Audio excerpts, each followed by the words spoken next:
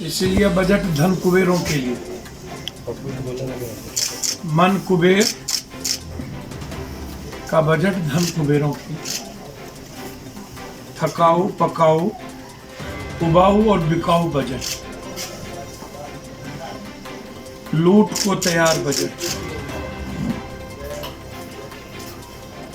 BJP का मतलब मुझे लगता है भारत को बेचने का प्लान। LIC को बेचने पर उतारू हैं।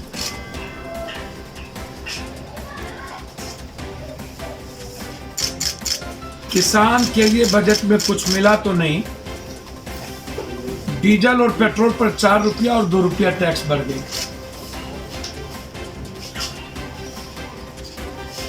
आपको आश्चर्य होगा,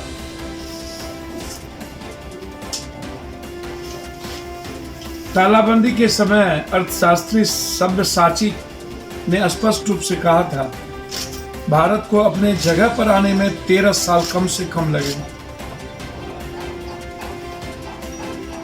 62% टैक्स पेट्रोल भारत और केंद्र राज्य 62% टैक्स देता है। एक साल के भीतर सरकार पेट्रोल पर उत्पादन शुल्क 9.98 रुपया से बढ़ाकर 32.98 रुपया कर दिया। इसी तरह डीजल पर उत्पाद शुल्क 15.83 रुपया से 31.88 रुपया, करीब दुगुना पैसा भारत से वसूलता है यह सरकार। जबकि 2018 के अंतर्राष्ट्रीय बाजारों में कच्चे तेल की कीमत 80 रुपया डॉलर थी और फिर आज कच्चे तेल की कीमत उससे बहुत कम 52.54 रुपया डॉलर है। फिर भी भारत से उससे ज्यादा 4 रुपये टैक्स बढ़ा दिए गए। सबसे ज्यादा मार उस वक्त भी जब 80 रुपया डॉलर था पूरे इंटरनेशनल मार्केट में, तब भी आप हमसे दुगुना पैसा लिए। तालाबंदी के नाम पर 22% की कटौती कर दी गई थी। गरीबों का अनाज दिया गया, लेकिन दाल और इसकी बात की गई, सब्जी तेल जलावन मसाला गैस की बात उसमें कहीं प्रावधान ही नहीं था।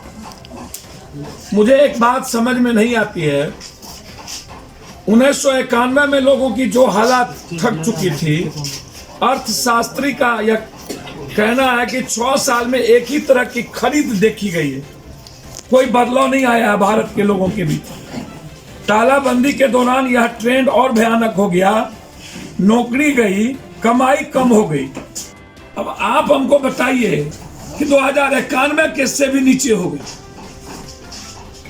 प्रधानमंत्री के आर्थिक सलाहकार परिषद के पूर्व सदस्य रतिन राव का कहना है, बिहार में जो विकास की कहानी वो सिर्फ 10 करोड़ लोगों तक सीमित है। मात्र ये रतिन राव जो प्रधानमंत्री के पूर्व सलाहकार है वो कह रहे, यही 10 करोड़ जो खाता खरीदता है उसी से विकास दर तेजी आती है।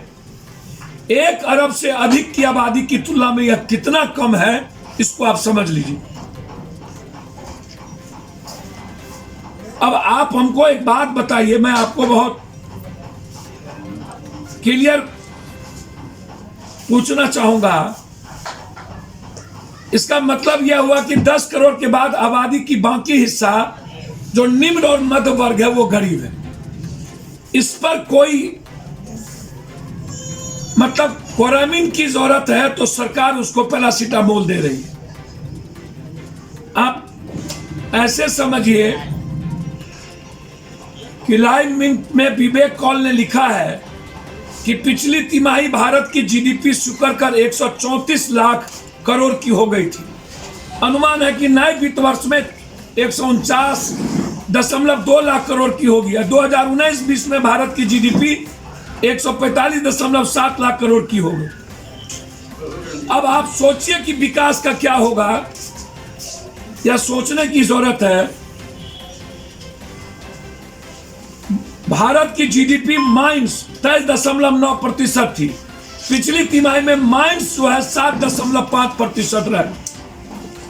अब डबल डिजिट में जीडीपी की विकास दर चली जाएगी। ऐसा क्या कमाल होने जा रहा है। आपके पास 100 रुपये थे, उसकी कीमत घटकर 80 रुपया हो गई। और इसमें सुधार के लिए 80 से 90 होगा, तब कोई कहा जा सकता है कि तेज रफ्तार। असली विकास तब माना जाएगा जब 100 रुपया 111 रुपया होगा, और अभी 80 रुपया है। जीडीपी माइनस 23.9%, मतलब काफी घट गया। विकास दर 11% होगी, यह कहा जा रहा है। अब जो बजट इस बार पास हुआ है, आप उसमें एपीएमसी एग्रो फंड के दायरे में लाया जाएगा। ये आप कह रहे हैं ई नाम से 1000 और मंडियां जोड़ा जाएगा और 22 पेरिसेबल कॉर्पोरेट्स में शामिल किया जाएगा। अब मंत्री जी 1.5 गुना एमएसपी देने की बात, पैसा कितना दिए कोई ऐलान नहीं। बंगाल, मैंने कल भी कहा था कि बंगाल और असम में इन्होंने कहा 1000 करोड़ रुपया का टी वर्कर्स के लिए चुनाव के कारण, और वित्त मंत्री ने आज कहा कि 2022 में राजकीय कोष घाटा 6.88 रहेगा, जब खुद वो कह रहे हैं market gross boring 12 lakh crore रुपया रहेगी। और 2025-26 के लिए लक्ष्य 4.5 रखी गई है, 25-26, और अभी 6.8। अब आप हमको बताएं, ये जो झूठ का पुलिंदा है, बिहार में सशक्तिकरण, न उद्योग का पुनर्जागरण, न रेलवे का पुनर्स्थापन, न शिक्षा का सरल सुलभ, न स्वास्थ्य सेवा उपलब्ध कराने की योजना, बस भारत बेचने की योजना। आसाम, तमिलनाडु, केरल, पश्चिम बंगाल चुनावी बजट अन्य राज्यों के लिए। बिहार का विशेष पैकेज आपको याद होगा,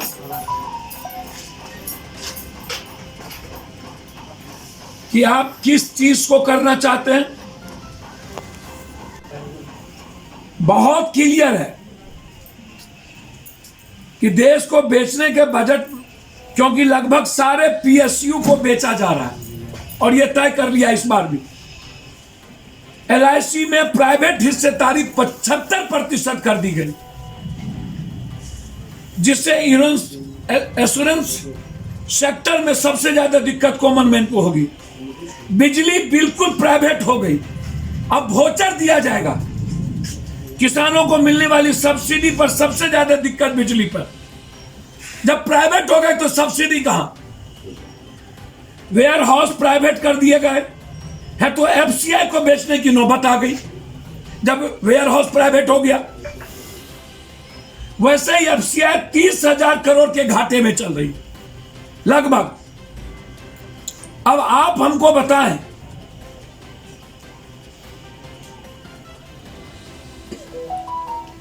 कि बिहार के लिए एक भी ऐसी चीजें, मैं पूछना चाहूंगा विशेष राज्य विशेष पैकेज पर, मैं पूछना चाहूंगा बिहार के लिए केंद्रीय विश्वविद्यालय पर, मैं पूछना चाहूंगा बिहार के लिए बंद फैक्ट्री, जैसे अभी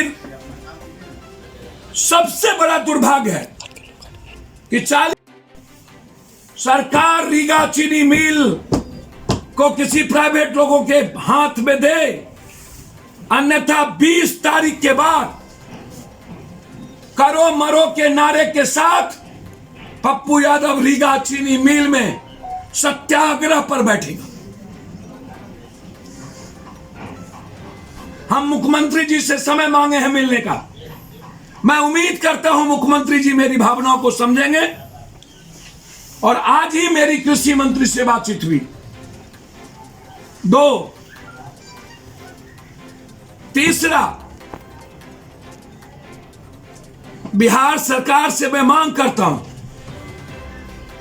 शराब को या तो आप फ्री करें या तो 0 टॉलरेंस के साथ शराब को, और शराब बेचने वाले को तबाह करे। बिहार के लिए सबसे बड़े सर्वनाश का कारण अब ये शराब, पैरेलल शराब की बिजनेस शुरू हो गई। अंतिम,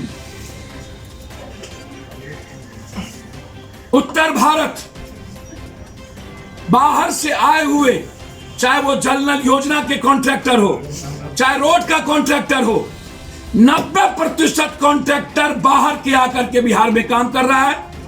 चाहे वो बड़ी से बड़ी कंपनियां जितनी है लूट के जा रहा है। मैं सरकार को 2 महीने के अंदर अल्टीमेटम दे रहा हूं।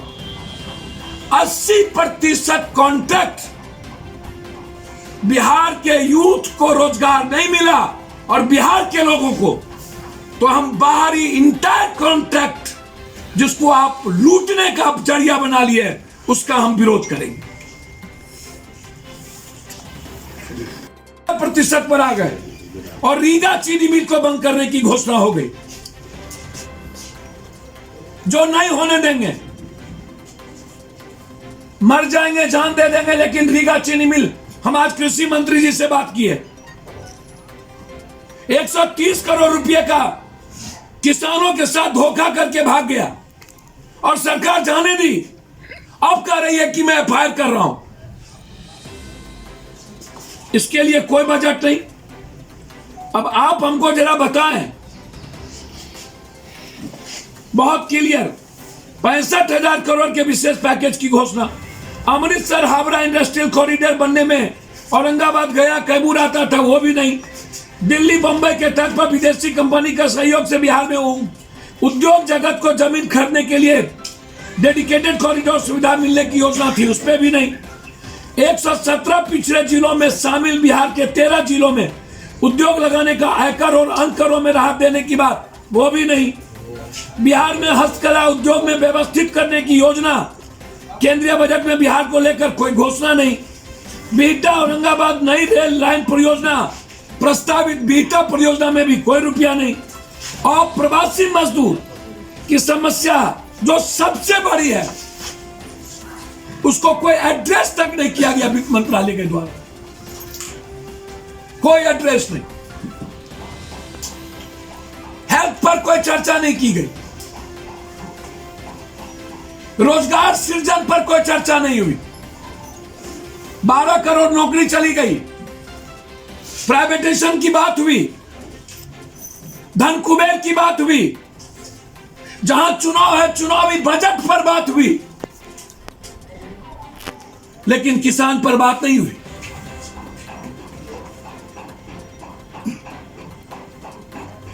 युवाओं के रोजगार पर बात नहीं हुई, प्रवासी मजदूरों पर बात नहीं हुई।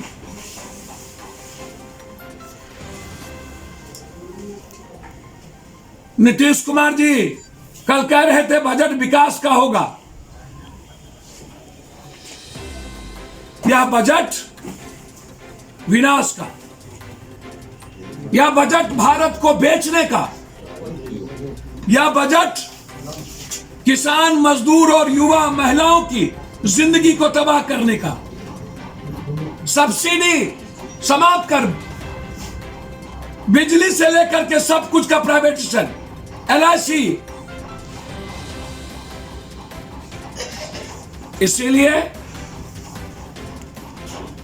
हमें विशेष पैकेज चाहिए बंद पड़े फैक्ट्रियों के लिए, ताकि बिहार प्रवासी मजदूरों के साथ साथ युवाओं को रोजगार दे सके।